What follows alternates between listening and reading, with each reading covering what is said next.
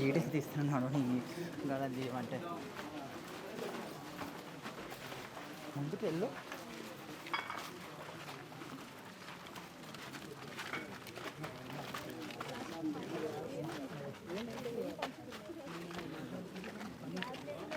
ఇన్ని రోజుల పాటు కూడా మన మధ్యలో ఉండి ఇప్పుడు మనం నిలిచి వెళ్ళిపోయారు. సో ఆయనతో పాటు మీరు ఎన్నో సినిమాల్లో కావచ్చు, ముఖ్యంగా 'గబ్బర్ సింగ్' సినిమాలో సో అనుభవాలు ఎలా ఉన్నాయి మీకు? అన్నతో పాటు అనుభవం అంటే చాలా ఉన్నాయన్న. అవి మేము చెప్పలేనివి. ఎందుకంటే అన్నతో పాటు చాలా అనుభవాలు ఉన్నాయి మాతోని. మాకెక్కడ వెళ్ళినా అన్న బ్యాక్ సపోర్ట్ లాగా మాకుండి, మాకు ఇండస్ట్రీలో మాకు ఏమున్నా సరే, అన్న ఇట్లా ప్రాబ్లం ఉందన్న ఇండస్ట్రీ అంటే, అరే రా ప్రవీణ్ అని చెప్పి తీసుకెళ్ళి మమ్మల్ని షూటింగ్లో చేయించడము, డైరెక్టర్లతో కలిపియడము. అన్న ఇన్స్పిరేషన్ మాకు. అన్నతో పాటు చాలా మూవీస్ చేసినాం అన్న మేము. అన్న మూవీస్ కానీ లేకపోతే సరదాగా మీరు నార్మల్గా కలిసినప్పుడు కూడా ఆయనతో పాటు మీ బాండింగ్ ఏ విధంగా ఉండేది? బాండింగ్ అంటే ఒక మా బిగ్ బ్రదర్ లెక్క చూసుకుంటుండే. ప్రవీణ్ అంటుండే, మంచిగా పేరుతో పిలుస్తుండే, మాట్లాడుతుండే. ఎక్కడ వెళ్ళినా ప్రవీణ్ ఇట్లా ఇంట్లో ఫంక్షన్ ఉంది రావాలి అని చెప్పి, ఎక్కడ ఏం ఫంక్షన్ ఉన్నా ఏడున్నా సరే, అన్న వాళ్ళ ఇంట్లో ఏం జరిగినా కూడా, చిన్న ఫంక్షన్ జరిగినా కూడా, అన్న బర్త్డే కానీ మ్యారేజ్ డే కానీ ప్రతి దానికి మేము అందరం టీం మొత్తం మేము అటెండ్ అయ్యే వాళ్ళము. అన్న మాతో పాటు అంటే చాలా బాగా మాట్లాడుతుండే. బయట ఎలా ఉంటాడో ఇండస్ట్రీలో కూడా అలాగే ఉంటాడు, స్క్రీన్ మీద కూడా అలాగే ఉంటాడు. ఎవరు వచ్చినా సరే ఆప్యాయంగా అందరితోని మంచిగా మాట్లాడి, అన్న అంటే అన్న నాకు ఈ ప్రాబ్లం ఉందని అంటే హెల్ప్ చేసేవాడు. చాలా మందికి హెల్ప్ చేసిన అన్న. చివరిసారిగా ఎప్పుడు మాట్లాడారన్న మీరు వెంకటేష్ గారితో? చివరిసారిగా అంటే ఆర్బీఎం హాస్పిటల్లో మేము అక్కడికి వెళ్ళినప్పుడు అన్న అప్పుడు లేచిండు, అన్న కొద్దిగా వాటర్ అడిగిండు, వాటర్ తాగించారు.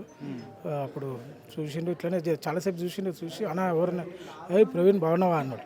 ఆ పొజిషన్లో ఉండి కూడా బాగున్నావా అంటే, బాగున్నా నువ్వు ఎట్లున్నావు అన్న అంటే, నేను బాగున్నాను అన్న, కమ్ బ్యాక్ అన్న, షూటింగ్లు చేద్దాం మళ్ళీ కలిసి అంటే, ఖచ్చితంగా చేద్దాం ప్రవీణ్ అన్నారు. కానీ ఇవాళ మన మధ్యలో లేడనే లోటు అది మాత్రము ఇండస్ట్రీకి కాదు, మాకు కాదు, తెలుగు రాష్ట్రాలు, రెండు రాష్ట్రాల వారు కూడా ఇది మాత్రం చాలా బాధాకరమైన విషయం. అన్న ఇప్పుడు ఈ మధ్యకాలంలో చూస్తూ ఉంటే మన మన ఇండస్ట్రీ నుంచి చాలామంది దిగ్గజ నటులు కూడా కామెడీ పండించి అంటే ఇలాంటి వాళ్ళు ఇంకెవరు కూడా రాలేరేమో అనే స్థాయికి ఉన్న వాళ్ళందరూ కూడా ఒక్కొక్కరుగా వెళ్ళిపోతూ ఉన్నారు. సో ఈ పరిస్థితి చూస్తూ ఉంటే మీకు ఏమనిపిస్తుంది?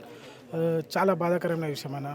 ఎందుకంటే మన వేణుమాధవ్ అన్న కావచ్చు, నర్సింగ్ అన్న కావచ్చు, మొన్న కోట శ్రీనివాస్ సార్ కావచ్చు, ఇప్పుడు ఫిష్ వెంకట అన్న కావచ్చు, ఇంతమంది నటులు మన తెలుగు ఇండస్ట్రీ నుంచి కోల్పోవడం చాలా బాధాకరమైన విషయం. ఎందుకంటే ఇలాంటి లెజెండరీ వీళ్ళు ఆర్టిస్టులు కామెడీ కాదు, ఏ సీరియస్గా చేసినా, విలన్గా చేసినా, ఏది చేసినా కూడా వీళ్ళన్నీ చేసేవాళ్ళు. అన్న ఇప్పుడు సినిమా ఇండస్ట్రీ నుంచి కూడా ఆయన హాస్పిటల్లో జాయిన్ అయినప్పుడు చాలామంది హెల్ప్ చేశారని చెప్పేసి కూడా హెల్ప్ చేస్తారని చెప్పేసి కూడా ఫోన్లు వచ్చాయని కూడా అంటూ ఉన్నారు. సో నిజంగా ఆయనకి ఏమైనా హెల్ప్ అందిందా? అందితే అసలు ఈ స్థాయికి ఇప్పుడు ఆయన వచ్చేవారు అనుకోవచ్చు?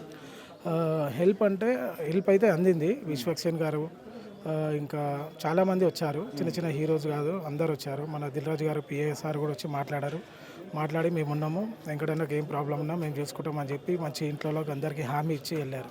అంటే కొన్ని ఫేక్ కాల్స్ వచ్చాయి, ఫేక్ కాల్స్ అయితే వచ్చినాయి. ప్రభాస్ గారు పిఏ అని చెప్పి ఫేక్ కాల్ వచ్చింది. అతను ఎవరో కానీ ఇలాంటి వ్యక్తులతోనే ఆడుకోవడము నాటి జోకు. ఎందుకంటే ఇలాంటి పరిస్థితులు ఆయన ఉన్నప్పుడు ఒక ఫేక్ కాల్ చేసి దాన్ని వైరల్ చేసి అందరు ఏమనుకున్నారంటే ప్రభాస్ సార్ 50 lakhs ఇచ్చి ఇంకేంది అన్న బతుకుతాడని చెప్పి మేము కూడా మంచిగా హ్యాపీగా అందరు ఉండే. అది తర్వాత మళ్ళీ కాల్ చేస్తుంటే కాల్ కలవట్లేదు, ఆ నెంబర్కి ఎన్నిసార్లు చేసినా ఫోన్ స్విచ్ ఆఫ్. అదైతే పెద్ద ఫేక్ కాల్ అది. సరే, ఇప్పుడు మిమ్మల్ని వచ్చేసి చాలా బ్రదర్గా ట్రీట్ చేశారు. విష్ వెంకట్ గారితో మీకున్నటువంటి అనుభవం కానీ లేకపోతే బాండింగ్ కానీ ఏ విధంగా ఉండేదన్న? ఒక ఫ్యామిలీ నంబర్, మాకు ఇండస్ట్రీలో ఒక గురువు లాంటోడు. మేము ఆయనను చూస్తే ఆయన డైలాగులతోనే ఆ డైలాగ్ ఒక సినిమాలో మేము ఆ డైలాగ్ కొడితే మాకు ఒక 10 సినిమాలు వచ్చినాయి. మేము ఒక 500 రూపాయలు తీసుకుంటూ వెళ్ళాము. ఇప్పుడు 15,000 ఆర్టిస్టులు ఏమైనా ఒక నర్సింగ్ యాదవ్, ఒక ఫిష్ వెంకట్ లాంటి వాళ్ళని గొంతు తీసుకొని మా ఆకారాలు అలానే ఉంటాయని మాకు ఒక సినిమా ఇండస్ట్రీలో ఒక గుర్తింపు వచ్చింది. అన్న మీరు ఇంతమంది గ్యాంగ్ ఉన్నప్పటికీ కూడా అందరినీ కూడా దగ్గరుండి జాగ్రత్తగా చూసుకునే వ్యక్తి ఫిష్ వెంకట్ గారు అంటున్నారు. సో మరి అలాంటి ఒక తోడుని మీరు కోల్పోయారు, ఈరోజు మీకు ఏ విధంగా అనిపిస్తుంది? భువనగిరిలో గుట్ట ఉన్నది, ఆ గుట్ట లేదన్నంత బాధ ఉంది. అంత మాకు భువనగిరి గుట్ట అంత ధైర్యం ఉండే.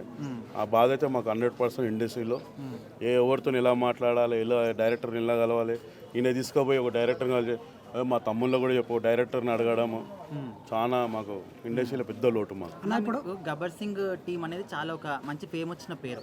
అయితే పవన్ కళ్యాణ్ గారు చాలా సందర్భాల్లో మీరు అన్నం తినడానికి కూడా ఆయన పిలిచి మరీ పెట్టారని కూడా చాలా సందర్భాల్లో చెప్పారు. మరి ఈ విషయం అనేది ఆయన దృష్టికి వెళ్ళలేదనుకోవచ్చా? మీరే తీసుకెళ్లారు, మేము కాదు, మీరే తీసుకెళ్లారు. వాళ్ళకి ఎరికే అయింది, వాళ్ళు కూడా చాలా బాధలో ఉన్నారు. అంజలిదేవి అమ్మ బాగలేదు, వాళ్ళు అపోట్లో ఉన్నారు. చిరంజీవి సార్ వాళ్ళ మేనేజర్ ఫోన్ చేస్తే ఇట్లా ఉన్నారు సార్ అంటే వాళ్ళని మేము డిస్టర్బ్ చేయలేము. కార్యక్రమం అయితే అయిపోయింది అన్నీ అయినాక మా వదిలిని తీసుకెళ్ళి చిరంజీవి సార్ దగ్గరికి వెళ్తాము, పవన్ కళ్యాణ్ దగ్గరికి వెళ్తాము, ప్రభాస్ దగ్గరికి వెళ్తాము. ఏదైనా ఒక విధంగా వాళ్ళకి సాయం చేస్తే ఈ పేరు చెప్పి మీరు దేవుని లాగా విషయాన్న లోటు లేకుండా ఆమె బతుకుతుందని మా గబ్బర్ సింగ్ టీమ్ రిక్వెస్ట్ చేస్తాం. అట్లానే వి వినాయక్ గారి సినిమాలు ఉన్నాయి కదా, సో అందులో చాలా మంది హీరోలతో పెద్ద పెద్ద హీరోలతో అన్న పనిచేసారు. మరి వాళ్ళ దగ్గర నుంచి ఎటువంటి హెల్ప్ కానీ ఆయన్ని కాపాడేదానికి రాలేదా స్టార్ హీరోల దగ్గర నుంచి? అనే కొన్ని ఛానళ్ళల్లో ఆ రిపోర్ట్ వల్ల కొంతమంది ఇన్ని లక్షలు వచ్చినాయి అన్ని లక్షలు వచ్చినాయని వల్ల పెద్ద పెద్ద దాతలు కూడా ముంగరు రాలేకపోయినాయి. ఈ వినాయక గారు కూడా మా వదినమ్మని తీసుకుపోయి ఆయనను కూడా అడుగుతాం. కంపల్సరీ పెద్ద పెద్ద డైరెక్టర్లతో చేసి పెద్ద పెద్ద హీరోలతో చేసారు. ఫస్ట్ పడంగా ఇలా విషయం కట్టడానికి పేరు వచ్చిందంటే ఆదిలో తోడగొట్టు చిన్న అని చెప్పి ఆ నుంచి గబ్బర్ సింగ్ టీం కాదు మా అన్నకు ఆ తోడగొట్టు చిన్న దాంట్లోనే పెద్ద పేరు వచ్చింది. 100% జూనియర్ ఎన్టీఆర్ సార్ కూడా మీ ఛానల్ తరం నుంచి ఇది చూడాలి, హెల్ప్ చేయాలి మా వదినకి అని చెప్పి కోరుకుంటున్నాను. అన్న ఒకటన్నా, ఇప్పుడు మిమ్మల్ని వచ్చేసి ఇండస్ట్రీలో నర్సింగ్ అన్న, ఫిష్ వెంకట్ అన్న చాలా బ్రదర్గా చూసుకున్నారు. ఇప్పుడు వీళ్ళ తర్వాత అలా చూసుకునే వాళ్ళు ఉన్నారా ఇప్పుడు మిమ్మల్ని అలా ఆదరించే వాళ్ళు? మాకు అది కనిపిస్తలేదు అన్న. ఫస్ట్ అయితే మా గురువు సిఆర్ అన్న మాకు ప్రతి షూటింగ్లో చెప్తుండే ఇట్లా చేయరా అట్లా చేయరా అని. అలాగే చూసి అన్నలో కోల్పోయినాము. నర్సింగ్ అయినప్పటికీ మాకు విషయం అన్న. ఈ ముగ్గురు కన్నా ఇంకా మాకు అలాంటి లోటు తీసుకోవాలి ఇంకా ఎవరు లేదు, దొరకలే. ఇంకా ఇక దేవుడిని నమ్ముకొని ముందుకెళ్తాం. అన్న 100కు పైగా సినిమాలు చేశారు ఆయన. ఆర్థిక పరిస్థితి ఎప్పుడు చాలా లోలోనే ఉండేది. కారణాలు ఏంటంటే ఆయన చేశాడు 150 సినిమాలు చేశాడు. ఆయన రెమ్యునరేషన్ అప్పుడు తక్కువ ఉండే, మంచి పేరు వచ్చే వారికి ఇలాంటి మందు అలవాటు అయిపోయి ఇలా కోల్పోయిండు. ఈరోజు మా అన్న లేకుండా అయింది.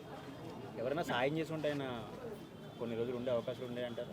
వెంకట్ అన్న నవ్వుపించిన క్యారెక్టర్లలో చాలా మంది 50 మంది దాతలు వచ్చారు. కిడ్నీ మేమిస్తామని. అందులో 5 మంది ఫ్రీగా ఇస్తాను, 40 మంది మళ్ళీ ఏమో చూసుకోండి, మా ఫ్యామిలీని ఏమో చూసుకోండి అన్నారు. అని బాడీ సహకరించలే.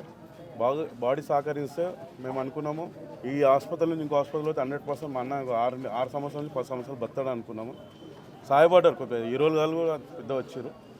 ఇప్పుడు అన్నని కోల్పోయినాము. మా వద్దకు మా సాయం చేయమని కోరుకుంటున్నాం. 100% రేవంత్ రెడ్డి సార్ దగ్గర కూడా వెళ్తాము. మొన్న అవార్డు ఫంక్షన్లలో ఇండస్ట్రీకి నేను అండగా ఉంటాను అన్నాడు.